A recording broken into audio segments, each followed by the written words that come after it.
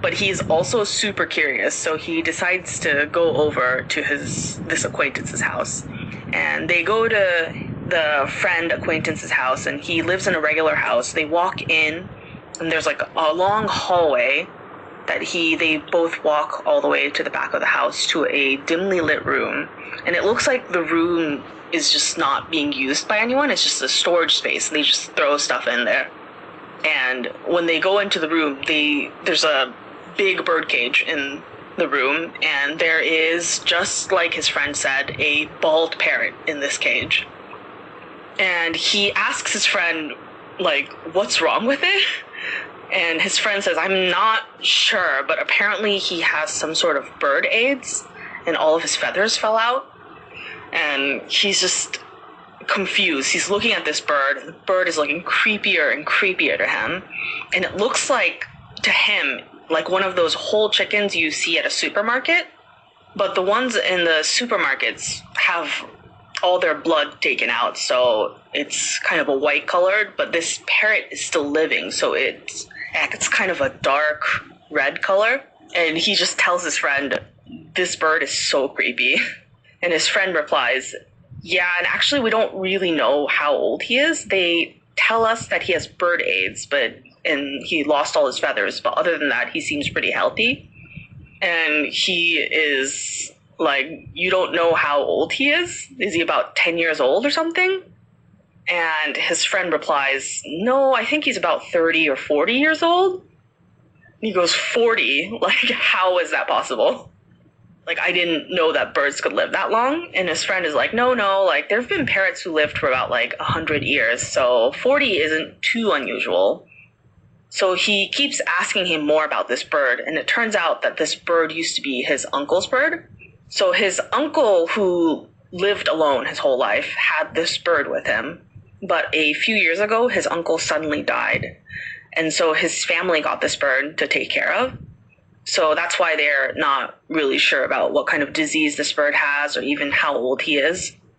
And then he's listening to this and he's thinking to himself, I guess if this bird is really that old, then maybe something like this could happen where he loses all his feathers. Then suddenly, out of nowhere, he hears in a deep, low voice saying, damn it, damn it. And he's looking around. Maybe his friend's dad came home or something, but his friend sees him do this, and he's like, no, it's the parrot, see? And he pushes the cage a little, and the parrot cries out again, like, damn it. And he asks his friend, like, what is this voice?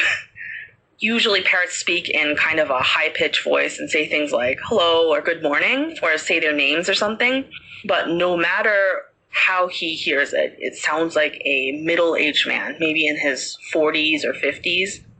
And his friend just keeps on talking and says, yeah, I don't really know, but for sure, but my parents say this sounds like my uncle's voice. And his friend himself had never met his uncle, so he didn't know what he sounded like, but this parrot apparently cries exactly like his friend's uncle sounds. So he then asks his friend, I know parrots can copy what people say, but can they really copy the voice of a person too? And his friend says, I don't know, but my parents say it sounds just like my uncle. Then he hears, it's not fair. Damn it. It's not fair. And each time the friend shakes the cage a little, he hears, why does this only happen to me? It's not fair. Damn it. Damn it. And the parrot just keeps repeating all these bitter, bitter words in a middle-aged man's deep, low voice. And this is just creeping him out so much and making him really uncomfortable.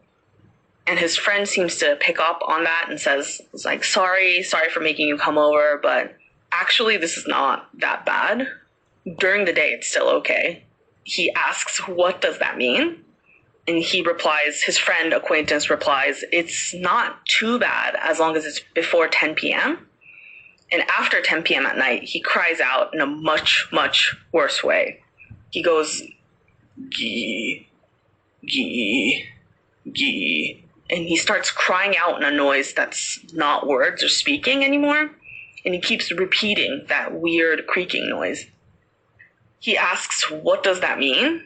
And his friend just keeps talking and says, so, I said my uncle passed away. Well, actually, he committed suicide. He hung himself, and this parrot was in the same room where it happened. And his cage was placed right in front of where my uncle's body was. So he must have seen everything that went down. So that's why the creaking noise he repeats is probably the noise of the rope on the wood pillar. And that's why every day at 10 p.m., which is when he passed away, this parrot starts crying out like that. So my parents really don't like this bird and refuse to take care of him. And I'm kind of just so stuck taking care of him, feeding him, changing his water, cleaning his cage. And he's thinking, the person who told him the story is thinking, that's super understandable for your parents. And so this parrot, after 10 p.m., keeps making that gee, gee noise for 10 minutes, like 15 minutes, and then 20 minutes. Then suddenly it'll yell, I'm falling, I'm falling, I'm falling, I'm falling. And he'll yell that 4 times, then completely stop crying. And it'll be quiet for the rest of the night. This happens every night. And hearing this information creeps him out so much. So then he starts thinking that his friend probably invited him over, someone who he's not that close to, so he could just tell somebody other than his family about this. And he's telling him all of this in a very matter-of-factly way, but he seems very troubled. So he doesn't really ask any more questions, and he just is nodding to everything his friend is saying. But then he starts to think even more about this whole thing that he just heard, and he's just like, what does this mean? If the parrot is copying the noise of the rope on the wood pillar for 20 minutes, that means at this point, his uncle is definitely not alive anymore when he shouts, I'm falling 4 times.